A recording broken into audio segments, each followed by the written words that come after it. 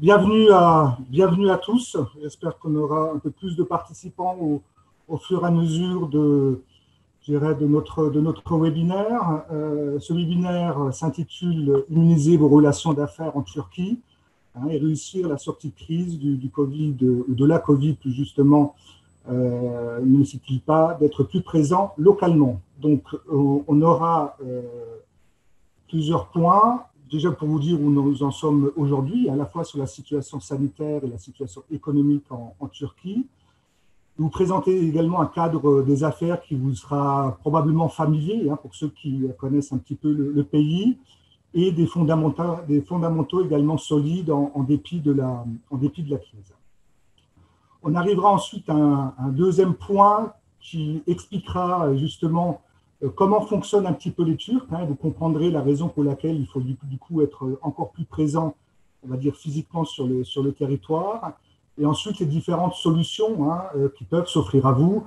Bien évidemment, je vais les balayer. Je ne pourrais pas rentrer trop dans le détail pour chacune d'entre elles, mais on pourra à l'avenir échanger davantage sur tout ça. Alors, au niveau de la situation sanitaire, elle est globalement sous contrôle.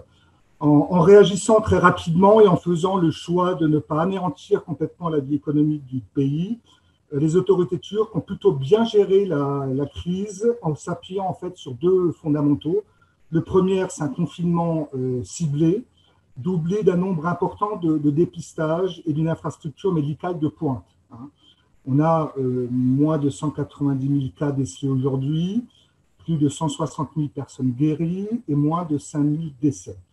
Et le deuxième point, c'est la mise en place également d'un programme de soutien économique assez important en termes de chômage partiel, de crédits spéciaux aux structures en difficulté, des aménagements fiscaux. Tout ça a mené à une reprise progressive des différents vols, notamment internationaux, où nous, Français, pouvons nous rendre en Turquie sans difficulté aujourd'hui. Sur la situation économique, les signaux sont plutôt bons aujourd'hui. Bien évidemment, le pays ne devrait pas échapper à une perte d'activité en 2020, mais celle-ci devrait quand même rester une des plus faibles des pays émergents. On a constaté, les chiffres sont tombés assez récemment, une progression du PIB de l'ordre de 0,6% au premier trimestre par rapport au quatrième trimestre 2019, avec 2,5 mois d'activité assez soutenue. On a senti bien évidemment une perte plus importante au courant des 15 derniers jours du mois de mars. Alors, par analogie, en 2008, au moment de la crise des subprimes, le PIB s'était contracté sans discontinuité pendant 4 trimestres. Avec le déconfinement qui a déjà donc débuté en Turquie, il apparaît que la baisse de l'activité sera probablement plus brève, de l'ordre de 3 à 6 mois, la BERD prévoyant une chute de 3,5% du PIB en 2020, mais une reprise dès 2021 avec une hausse envisagée de l'ordre de 6%. Donc le choc économique auquel le pays est actuellement confronté est donc à relativiser, même si son impact sur le chômage sera incontestable. La politique économique a été largement mobilisée afin de venir en soutien à la croissance, la politique monétaire avec des baisses de taux directeurs et des achats de dette publique, la politique budgétaire avec une hausse de consommation publique de l'ordre de 13,4% au premier trimestre 2020 en glissement annuel. Bon, certes, la dette publique va devoir certainement augmenter, mais elle part d'un niveau relativement bas et devra atteindre fin 2020 un niveau de l'ordre de 40% du PIB, encore relativement contenu. De plus, la baisse du prix du pétrole devrait aider avec une baisse de l'inflation en dessous de 10%, nous sommes à peu près à 11% actuellement, et un accroissement de l'excédent extérieur.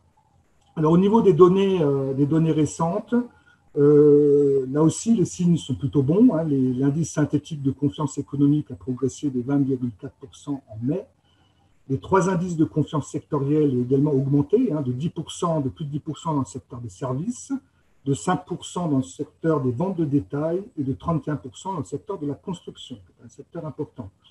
L'indice de confiance des consommateurs a également augmenté de 8,5% en mai et l'activité du secteur manufacturier s'est contractée moins fortement en mai, à 40,9 points qu'en avril.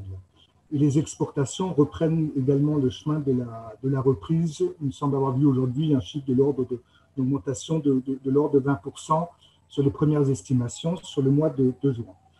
Donc la Turquie, bien évidemment, n'échappera pas à une perte d'activité en 2020, mais moi qui suis présent dans ce pays depuis une quinzaine d'années, croyez-moi, on peut compter sur la bonne capacité de résilience et d'adaptation des entreprises turques. Et généralement, elles sont encore meilleures, si nos amis turcs nous écoutent, sont encore meilleures lorsqu'elles se trouvent en période de crise. On le voit déjà aujourd'hui, la façon dont elles font face justement à ces problèmes et cette capacité donc, de se réadapter assez facilement. Ce qui me permet de faire un point également rapidement sur le cadre des affaires. La Turquie, pour certains d'entre vous peut-être, c'est un pays un peu éloigné. Sachez qu'il y a dans ce pays une totale liberté d'établissement pour les investisseurs étrangers. Le droit des obligations est inspiré du modèle suisse, le droit administratif du modèle français, le droit des sociétés très proche du modèle allemand avec des formes de sociétés assez proches, pour ne pas dire très proches de ce que vous pouvez connaître, c'est-à-dire les SA, les SARL, etc. De plus, il y a un peu moins d'une dizaine d'années, en juillet 2012, un nouveau code du commerce a été donc instauré qui favorise à la fois la transparence dans la vie des affaires, instaure des mécanismes de gouvernance dans les entreprises et aligne également le code du commerce turc sur les standards du droit de l'Union européenne. Autre point important, c'est l'existence d'une union douanière depuis 1996 qui a fortement favorisé les échanges commerciaux, même si aujourd'hui cette union douanière ne produit plus vraiment les mêmes bénéfices économiques. Et les questions, bien évidemment, on encourage les politiques à commencer à ouvrir en fait des négociations sur la modernisation de cette union douanière pour multiplier, si vous voulez, les échanges commerciaux entre l'Europe et la Turquie. Ensuite, il y a d'autres fondamentaux, je le répète assez fréquemment lorsque j'interviens, ils sont donnés au nombre de 5 pour moi. Le premier, c'est que le marché turc est tiré à la fois par le poids industriel du pays. La Turquie est un pays industriel, avec un savoir-faire dans de nombreux domaines, dans les équipements, notamment le matériel de transport, l'automobile, c'est le 6e producteur automobile européen, dans la transformation industrielle, notamment le textile, l'industrie agroalimentaire, les produits bruns ou blancs. Et les entreprises en Turquie ont toujours besoin de transfert de technologie et ça présente bien évidemment, je dirais, de réelles opportunités. Deuxième point, c'est l'évolution du niveau de vie et des habitudes de consommation. La population en Turquie est assez jeune, en moyenne d'âge c'est 32 ans contre 43 en France. C'est bien évidemment un atout absolument remarquable pour le pays. Le pays compte 82 millions d'habitants, plus de 55% ont moins de 35 ans. Il y a l'équivalent d'une vingtaine d'agglomérations qui dépassent le million d'habitants, donc il y a quand même une concentration urbaine assez importante. La classe moyenne représente à peu près 40% de la population et le PIB par habitant a quasiment triplé depuis 2002. Donc on est à peu près à $9 000 aujourd'hui. Troisième point, c'est la convergence du pays avec l'Union européenne, j'en ai parlé. Le quatrième point, c'est le développement de grands projets d'infrastructure. Le nouvel aéroport qui a été inauguré l'année dernière en est un excellent témoignage, sans compter les routes, les ponts et autres infrastructures dans le pays. Et enfin, bien évidemment, et ça c'est important, c'est le tissu économique du pays qui est constitué de PME et de TPE familiales très réactives. Il y a à peu près 3,7 millions d'entreprises en Turquie. Il n'y en a que 7100 qui emploient plus de 250 salariés. Donc, vous voyez, il y a 94% d'entreprises de PME de moins de 10 salariés et l'équivalent de 95% d'entreprises familiales. Donc, tout ça présente bien évidemment des avantages pour s'intéresser davantage à ce pays qui est aujourd'hui la 9e économie mondiale et qui aspire à faire partie à l'horizon, je crois, de 2030 les 10 premières économies du monde. Autre point intéressant qu'on remarque peut-être moins qu'en France, c'est que les entreprises se regroupent très souvent par filière. Donc vous avez des zones industrielles qui sont souvent spécialisées. Dans la sidérurgie, par exemple, vous en avez à Istanbul, à Kocaeli, à Konya. Dans l'automobile, bien évidemment, à Bursa, à Istanbul, Kocaeli, Adapazarı. Dans l'électroménager, autour d'Izmir, Manisa. Dans la chimie-plasturgie également. Le textile, l'habillement ou la transformation des fruits et légumes. C'est assez intéressant parce que ça permet, lorsque vous êtes amené à rencontrer des acteurs économiques, généralement ils se connaissent tous très bien et se concentrent généralement dans des villes ou des zones industrielles qui leur sont dédiées. Voilà, je dirais où on en sommes. Ça vous permet d'avoir, je dirais,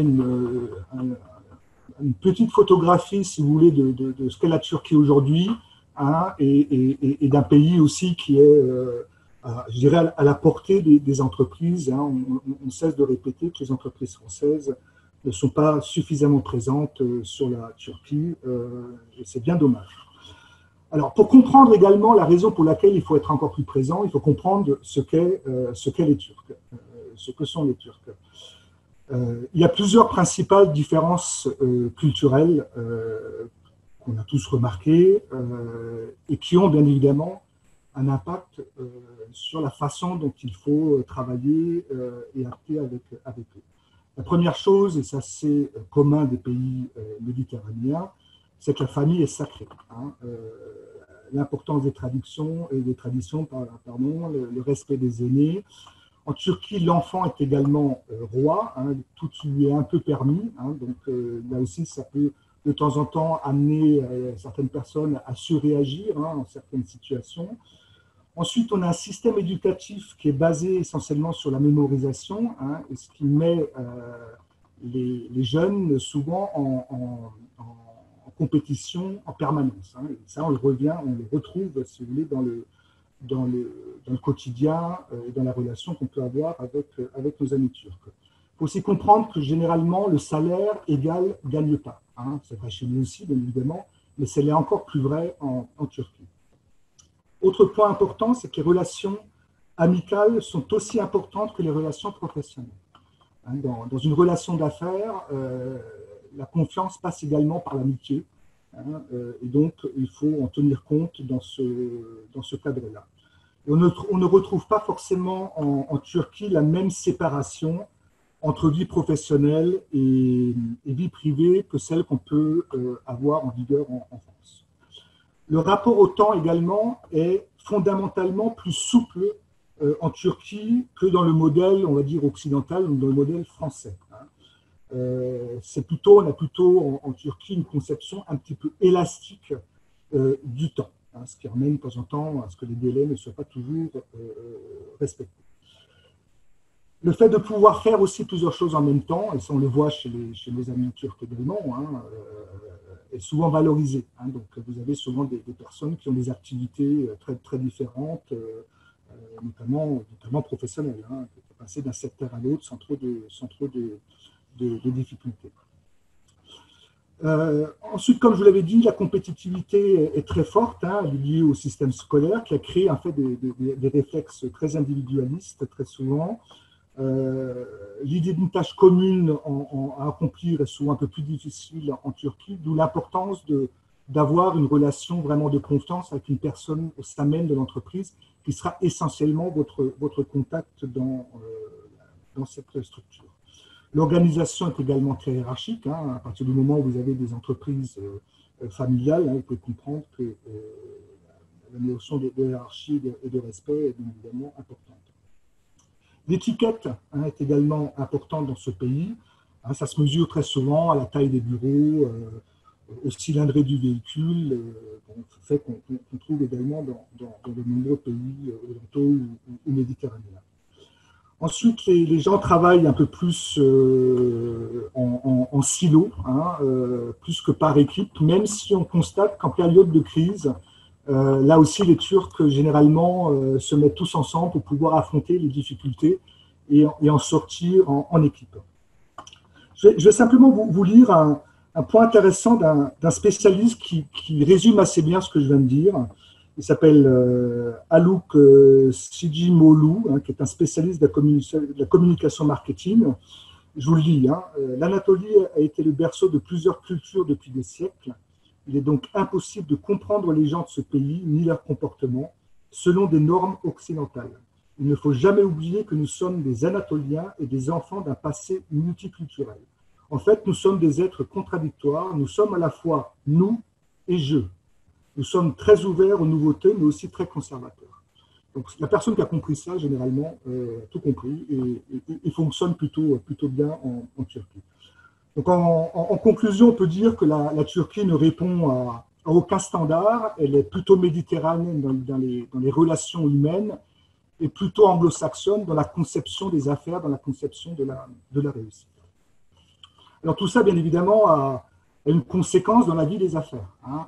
Et ça, il faut bien évidemment le comprendre, et toujours une fois de plus, hein, avec le fait de bien comprendre qu'une présence dans le pays est toujours plus utile, hein, que de traiter à distance. Hein.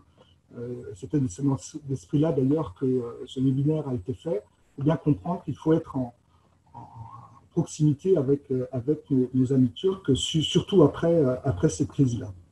Alors, plusieurs points. Le premier, le marché turc fonctionne avant tout par réseau, hein, et réseau pluriel. Travailler seul sur ce marché depuis la France sans intermédiaire ou personnel local est quand même compliqué.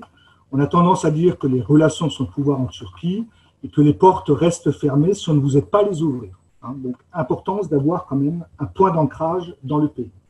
Se tenir, bien évidemment, informé des évolutions dans un pays où tout change, tout bouge plus rapidement qu'ailleurs, en tout cas qu'en France. On est plus dans une culture de la réactivité où il y a moins de place pour l'anticipation et la vision à long terme qu'en France. Hein. Donc, il faut là aussi être réactif. Lors des entretiens, se laisser guider, bien évidemment, par son hôte, hein, qui a une notion de l'hospitalité absolument exceptionnelle, et éviter, bien évidemment, d'aborder des sujets un peu délicats ou passionnés.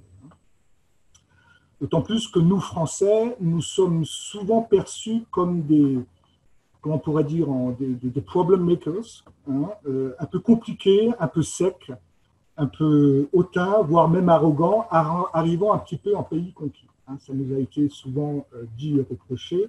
Hein. Donc, lorsque vous venez en Turquie, laissez-vous vraiment guider par le rythme que va vous imposer votre partenaire en Turquie. Il me semble aussi intéressant de se faire accompagner, quand c'est possible, par un local, hein, si vous commencez uniquement vos activités, hein, par quelqu'un qui va vous accompagner, hein, qui est un bilingue ou un biculturel, et à la fois, je dirais, pour vous permettre d'identifier les décideurs, hein, pour valoriser donc la relation avec votre partenaire, anticiper éventuellement les dysfonctionnements qu'il peut y avoir, réduire le stress et les malentendus, hein, surtout dans les villes comme Istanbul, où il est souvent difficile comme de se déplacer, donc on passe beaucoup de temps dans sa voiture. Et ensuite, décoder aussi les processus de décision et de négociation de vos interlocuteurs turcs. Hein. Donc, c'est important aussi, là, d'essayer au maximum, dans la mesure du possible, hein, de se faire accompagner. Il s'agit aussi de faire la différence, et c'est quelque chose qui est extrêmement bien apprécié en Turquie. Hein, c'est de traduire, bien évidemment, votre plaquette commerciale dans la langue du pays. Hein, on a la culture aussi un peu du cadeau, donc n'hésitez pas à venir avec quelques présents bien français, et l'apprentissage de quelques mots turcs fera toujours sourire et sera toujours apprécié par vos interlocuteurs en Turquie. Il faut comprendre aussi que la communication en Turquie est traditionnellement plus formelle qu'en France. Il y a souvent de non-dits et il n'est pas toujours facile de comprendre toujours si c'est oui ou si c'est non. Hein, donc les messages trop directs, hein, surtout quand ils sont négatifs, peuvent être un peu mal perçus dans le pays. Ensuite, les Turcs prennent tout à cœur et souvent personnellement. Donc, ils évitent malgré tout la confrontation, sont moins directs que les Français, hein, mais peuvent prendre par contre rapidement des décisions. Alors, quelques fondamentaux de base aussi pour ne pas échouer, hein, surtout à l'occasion d'un premier contact. Hein, bien sûr, bien parler l'anglais. Hein, si vous n'avez pas d'accompagnateur, si vous ne parlez pas la même langue que votre interlocuteur turc, soigner son apparence, on vous juge aussi beaucoup par l'apparence, présenter des projets courts, clairs, concis, hein, en intégrant une petite marge de manœuvre suffisante, hein, pour pouvoir négocier au moment, parce qu'en Turquie, on négocie tout, ça fait partie de la culture. Hein. Avoir également une certaine expérience pour ne pas tergiverser, être proactif, s'adapter à la demande locale qui peut changer, hein, et vite, porter une attention particulière à la hiérarchie au sein même de l'entreprise et d'éviter de mettre des personnes en contact lorsqu'il y a une différence d'âge trop prononcée. Hein, ne mettez pas un tout jeune commercial avec un patron d'entreprise qui a 60 ou 65 ans. Ça ne risque pas forcément de très bien passer au départ. Et ensuite, bien évidemment, respecter des valeurs turques, hein, comme je l'ai dit, hein, c'est la famille, l'hospitalité. Hein, ça nous est de temps en temps un peu reproché, notamment lorsque nos amis turcs viennent en France, on ne s'occupe pas d'eux aussi bien qu'eux s'occupent de nous lorsque les Français viennent dans le pays. Le tempo des négociations peuvent être assez lentes, je n'ai pas dit, mais peuvent être assez lentes au départ, puis très rapides ensuite, ou inversement. Hein, mais elle n'est jamais finie. Hein, donc il faut toujours, là aussi, essayer de formaliser un maximum de choses par écrit, même si, comme je l'avais dit, on est plutôt dans une culture plus orale que écrite. Ensuite, garder un contact personnel quasi permanent avec son partenaire, son distributeur, son agent, ses clients. Hein. La dimension affective, vous l'avez dit, est quelque chose d'important dans le pays et entretient clairement les relations d'affaires. Donc, c'est une base indispensable pour réussir, hein, pour pérenniser vos relations. Les bonnes relations avec un partenaire, ce ne sont pas des échanges épistolaires par mail ou quelques coups de fil dans la nuit. Ce n'est pas comme ça que ça fonctionne. Et donc, ne pas hésiter, lorsque les conditions sanitaires le permettront à nouveau, d'effectuer des visites régulières et d'inviter également vos partenaires en France. Hein, c'est important. Voilà, pour ce qui concerne je dirais comprendre les Turcs, hein, pour justement essayer derrière de savoir comment mieux travailler sur ce pays, comment être plus présent également physiquement sur ce pays. Hein, et donc, je vais maintenant aborder donc, la dernière partie de mon intervention, hein, qui s'intitule donc, quelle solution? Deux façons de voir, bien évidemment, s'implanter directement en Turquie et s'implanter indirectement dans le pays. Alors, pour ce qui concerne l'implantation directe, hein, là aussi, je vais balayer assez rapidement. C'est des choses que vous connaissez. Alors, attendez, j'ai une question.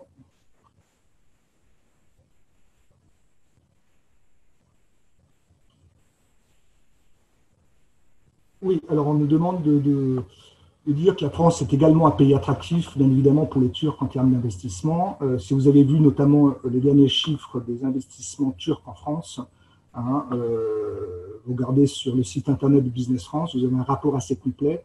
On constate que la Turquie a sauté une dizaine de places et aujourd'hui continue à investir massivement dans le pays. Mais bon, même l'objet de mon intervention est surtout de faire comprendre aux Français qui travaillent déjà sur la Turquie, que souhaitent le faire, hein, donc, que d'être plus présent physiquement sur le pays est un gage de réussite. Alors, pour s'implanter directement dans le pays, donc, comme je l'ai dit, le droit des sociétés est assez proche du modèle allemand. Vous avez la société à responsabilité limitée qui s'appelle la Limited Şirket, hein, où vous avez la possibilité d'avoir un seul associé, hein, personne physique ou morale, un capital minimum de 10 000 livres turcs à libérer dans les 24 mois qui suivent l'immatriculation du registre du commerce. 10 000 livres turcs, c'est 1 500 € à peu près. Hein. Ils peuvent être administrés par un ou plusieurs gérants, personnes physiques ou morales. Au moins, des gérants doivent avoir la qualité d'associé. là aussi, c'est une forme de société qui vous est familière. Ensuite, vous avez la société anonyme, qui s'appelle l'anonyme Shirket. Là aussi, possibilité d'avoir un seul actionnaire, personne physique ou morale. Donc une société française peut créer une filiale en Turquie en étant le seul actionnaire. Le capital minimum est de 50 000 livres turcs. Là, 25% à libérer avant l'immatriculation de la société, le restant dans les 24 mois qui suivent. Il est dirigé par un conseil d'administration qui peut se composer d'un administrateur unique. Il n'est désormais plus requis que les membres du CA et la qualité d'actionnaire. Ces gérants et membres du conseil d'administration peuvent être des ressortissants étrangers, résidents ou non résidents en Turquie. Donc, vous pouvez très bien créer votre société, quelle que soit sa forme d'ailleurs ici, sans être forcément résident dans le pays. Vous pouvez gérer cela depuis la France sans aucun problème. Alors, ces deux différentes structures se différencient essentiellement donc, dans leur montant du capital, vous l'avez compris, et dans la répartition des responsabilités et dans leur mode de gouvernance. Il est souvent un peu plus simple de modifier une SA que d'une SARL. Au niveau de la fiscalité, je ne vais pas rentrer dans le détail, il y a un impôt sur les sociétés qui est de 20%, il y a une retenue à la source qui s'appelle le stoppage de 15% qui est applicable pour les dividendes distribués. L'impôt des personnes salariées est progressif en fonction de la somme gagnée sur une année fiscale et peut varier entre 15 et 40%. Impôt qui est prélevé directement à la source. C'est-à-dire que le salarié, d'où l'importance de salaire égal gagne-pas, c'est que si le salarié n'a pas d'autres revenus possibles, bien évidemment, son salaire en fin de mois, c'est son pouvoir d'achat. Et c'est important. S'il s'agit d'une création d'une JV, par exemple, à 50-50 ou à 30-70, là, il est important d'avoir malgré tout une majorité suffisante et prévoir des clauses dans le statut pour éviter des blocages. Voilà. Ensuite, s'il s'agit de prise de participation au rachat, qui est généralement moins le cas en Turquie pour des PME, attention, certaines entreprises peuvent avoir des structures juridiques un peu complexes. Il y a rarement des audits internes qui sont réalisés et les bilans des entreprises ne sont pas disponibles. C'est-à-dire que la plupart des entreprises, les 99% des entreprises, n'ont aucune obligation à déposer leur bilan afin que cela soit public, comme ça peut l'être en France. Donc, bien évidemment, ils ont des déclarations fiscales et des bilans, des comptes de résultats déposés auprès du fisc turc, mais ceux-là ne sont pas forcément disponibles. Vous avez également deux autres formes d'implantation, qui est la succursale, qui est le prolongement de la société française en Turquie. Donc cette succursale, elle, c'est une entité qui n'a pas la personnalité morale et qui dépend donc de la société mère, qui reste entièrement responsable donc, des actes de sa succursale en Turquie. Elle peut être constituée par un seul investisseur, et aucun capital minimum n'est requis au moment de la création. Il peut exercer une activité commerciale qui est imposable dans le pays. Par contre, il oblige à nommer un responsable résident en Turquie, je précise bien résident en Turquie, contraintes que n'ont pas, bien évidemment, et je vous l'avais dit, la SA et la SARL. Ensuite, vous avez, et pour terminer, le bureau de représentation ou le bureau de liaison. Alors, ce bureau ne peut pas avoir d'activité commerciale et c'est souvent une option choisie lorsqu'une entreprise vient un peu prospecter, développer un premier courant d'affaires à travers la maison mère en France et qui finit après par s'implanter dans le pays. Donc, ce bureau n'est pas imposable, donc n'a pas d'activité commerciale, comme je vous l'ai dit. Par contre, elle est soumise à l'obtention d'une autorisation de la Direction générale des investissements étrangers, qui est généralement donnée pour une durée de 3 ans, éventuellement renouvelable. Donc, les bureaux de représentation n'ont pas vocation à rester en l'état ad vitam aeternam. Voilà, pour ce qui est d'une implantation indirecte en Turquie, bon là vous avez bien sûr plusieurs moyens. Vous avez les agents commerciaux, hein, ou les représentations. Ils sont assez nombreux en Turquie et souvent très réactifs. Ils opèrent par contre sur des secteurs plutôt restreints, hein, peu de contrats généralement, de concessions, et les rémunérations sont essentiellement au succession. Hein. Donc là, d'où l'importance là aussi d'être au plus proche de votre agent, à la fois pour le contrôler entre guillemets, mais également pour voir comment il fonctionne et comment évolue bien évidemment le marché localement. Il demande généralement l'exclusivité que le nouveau Code du commerce turc a introduit donc cette notion d'exclusivité territoriale ou de groupe de clientèle, ce qui n'était pas prévu forcément auparavant. Donc généralement, les entreprises n'avaient qu'un seul agent et qui n'avaient pas vocation non plus à la fois à travailler dans de nombreux secteurs et sur l'ensemble de la Turquie, qui fait quand même 1,5 fois la France. Des renseignements de notoriété, parce que ces agents commerciaux sont souvent dits des indépendants, donc il n'y a pas d'informations hein, liées à leur réelle activité. Donc c'est important de pouvoir vérifier leur emprise sur le marché et de pouvoir tester un petit peu son réseau de contacts. Hein. Ensuite, les commissions peuvent être souvent élevées, hein, qui est une source de motivation ou de conflits potentiels. Hein. Donc là aussi, il faut que les choses soient extrêmement carrées dès le départ et de toujours bien accompagner votre agent, votre représentant. Prévoir bien évidemment un soutien financier, hein, notamment en termes de budget promotionnel, voire de visites régulières en Turquie. Il est considéré également comme étant des piliers de votre stratégie et non pas de simples partenaires. Hein. Dans ce cas-là, il ne faut pas mettre en place une notion de hiérarchie entre vous. Hein. C'est vraiment d'en faire un réel partenaire. Hein. Moi, je connais beaucoup d'entreprises françaises qui ont des agents ici depuis 10, 20, 30 ans. Hein. Et ça fonctionne. Alors, la succession risque d'être un peu compliquée, mais en tout cas, aujourd'hui, ça fonctionne. Ensuite, vous avez bien évidemment la possibilité de vous implanter à travers des importateurs-distributeurs.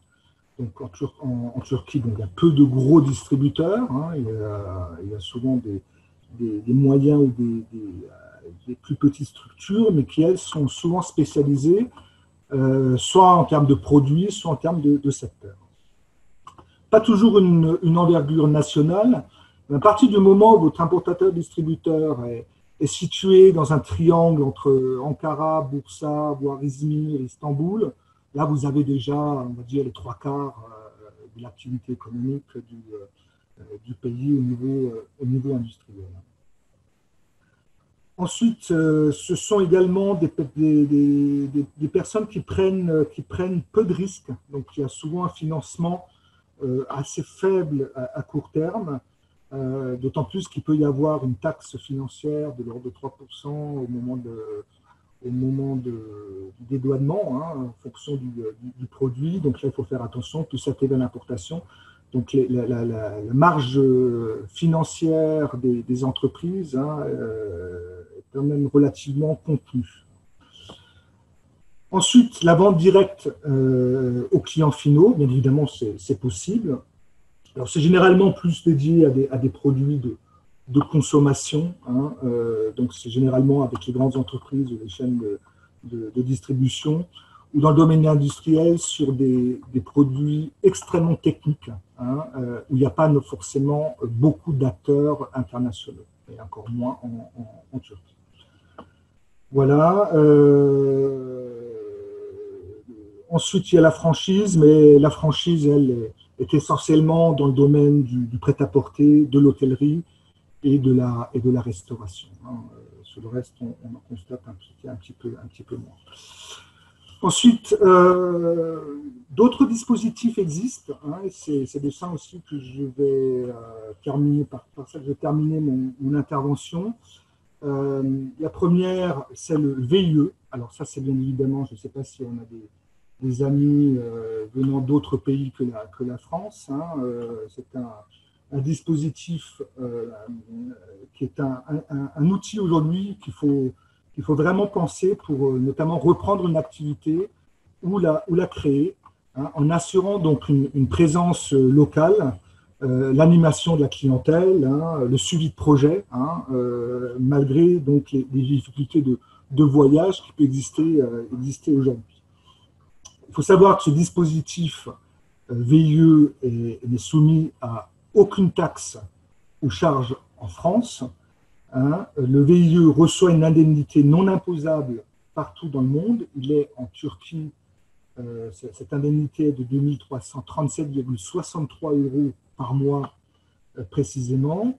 Cette mission du VIE peut durer entre 6 et 24 mois, hein, renouvelable une fois à l'intérieur de cette période. Le VIE doit être âgé entre 18 et 28 ans. Il doit être de nationalité française ou d'un pays membre de l'Union européenne et bien évidemment disposer d'un casier judiciaire vierge. Seules les entreprises de droit français sont autorisées à avoir recours au VIE. Les entreprises dont le siège est situé à l'étranger peuvent cependant s'appuyer sur un partenaire français pour mettre en place cette mission afin de promouvoir les produits français. Donc là aussi, il y a des possibilités qui sont permises, hein, à travers ce dispositif, hein, qui présente un avantage certain. J'ai vu moi-même en Turquie un nombre de VIE qui sont venus travailler pendant 12 mois, qui ont pris après 12 mois, 24 mois, qui ont pris après la responsabilité de la filiale qu'ils ont su faire développer. C'est souvent une bonne façon de travailler sur ce marché. C'est aujourd'hui le VIE, hein, le dispositif VIE est un des piliers du plan de relance du gouvernement français, en coordination donc avec la Team France Export, mais également avec le réseau des chambres de commerce françaises à l'international, hein, dont fait partie notre chambre, hein, puisque nous sommes référents Turquie pour à la fois l'hébergement des VIE et le portage salarial. Alors, bien évidemment, tout ça représente un coût, hein, il y a des coûts liés au salaire à verser, hein, qui est pris en charge par l'entreprise, plus les coûts dans le pays même, mais globalement, sur une année, entre le coût, si vous voulez, que vous payez en France et les coûts que vous avez en Turquie, c'est un budget avec les frais de voyage de l'ordre de 40 à 50 000 €. Hein, pour une PME qui veut vraiment prendre pied sur ce marché, hein, en ayant quelqu'un sur place. Et en Turquie, très souvent, ce sont des franco-turcs, hein, qui viennent, hein, puisque bien évidemment, il est important que la personne puisse maîtriser la langue locale. Alors pourquoi est-ce que ce dispositif est intéressant? Il présente une souplesse, hein, nouvelle, notamment du fait que les entreprises ont la possibilité de s'adapter plus facilement aux besoins et à la réalité de l'activité pendant la crise, hein, donc ce qui est important. Le VIE peut être partiellement en télétravail, hein, ce qui est permis aujourd'hui, dans le cadre des dispositions, bien évidemment, de votre entreprise. Hein. Le fait d'avoir un jeune talent formé sur place est un investissement précieux pour l'avenir, hein, de votre société, pour son avenir également. Et il peut démarrer sa période de formation et d'intégration dans les équipes en France, hein, compte tenu de la situation actuelle, en attendant de rejoindre physiquement son pays d'attache. Voilà. Donc, à titre indicatif, nous, le coût d'hébergement, donc de portage salarial, puisqu'il faut recruter localement le VIE, plus la mise à disposition d'un bureau avec toutes les facilités possibles, c'est un coût de 1 400 € par mois. Autre point, c'est le portage salarial. Alors, le portage salarial est quelque chose qui est peu connu en Turquie, même s'il est utilisé par certaines entreprises. C'est souvent une solution qui est privilégiée pour les entreprises qui hésitent encore à s'implanter dans la Turquie, ou qui souhaitent d'abord développer véritablement un portefeuille pérenne de clients avant de s'implanter dans le pays. Donc ça fonctionne très simplement. Vous avez une structure d'accueil, hein, ça peut être la chambre de commerce en Turquie, comme ça peut être d'autres structures, hein, qui portent en quelque sorte votre salarié, qui travaille pour vous. La structure d'accueil paye bien évidemment le salarié, les impôts, la sécurité sociale, comme un autre salarié en Turquie. hein, et on a beaucoup de cas comme ça de sociétés que nous-mêmes avons portées et qui ont transformé ça en filiale actuellement et qui fonctionnent sur le marché turc. Voilà, donc, et ce portage, cette personne peut travailler soit depuis chez elle, hein, ou depuis les locaux de la chambre si elle existe. Donc c'est une solution aussi intéressante pour les entreprises et souvent une étape avant la création d'une filiale, même commerciale, hein, d'une filiale en Turquie. Voilà, et pour terminer, sachez qu'on a également à la Chambre un business center, hein, dans lequel on peut accueillir des entreprises, hein, ce qui est le cas aujourd'hui, avec une dizaine de sociétés présentes dans notre centre d'affaires, soit sous la forme de domiciliation, soit sous la forme de location de bureaux. On est idéalement situé, nous aurons une station de métro au pied de notre immeuble au milieu de l'année prochaine, si tout se passe bien. Et nous sommes très proches des ponts et des grands axes routiers de la ville. Voilà. Alors, le portage salarial, le VIE, l'hébergement chez nous, ce sont des coûts qui sont, et je terminerai par ça, qui seront éligibles par l'assurance prospection de BPI France. Voilà, j'en ai terminé. Je vous remercie. J'espère que ça n'a pas été trop long et trop ennuyeux. C'est vrai que c'est plus délicat de parler à un ordinateur que de parler à des gens qui sont en face de vous. Mais j'espère que ça a été suffisamment clair, suffisamment motivant aussi pour vous intéresser soit davantage à la Turquie, soit pour peut-être réorienter un petit peu votre plan de stratégie sur ce marché. Voilà. Est-ce que vous avez encore des questions ?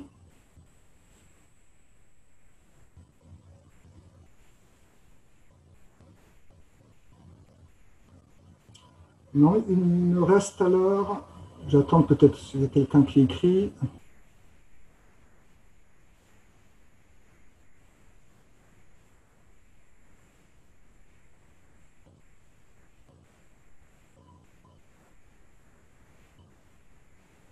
Non, mais écoutez, il me reste à vous souhaiter une très bonne fin de journée. Vous avez la possibilité, bien évidemment, de nous joindre. Hein. Vous avez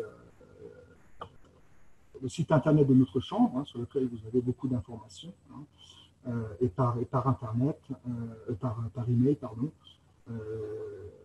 J'essaierai donc de vous répondre dans les meilleurs délais possibles, sachant que notre chambre est toujours encore en confinement et reprendra au début du mois de juillet.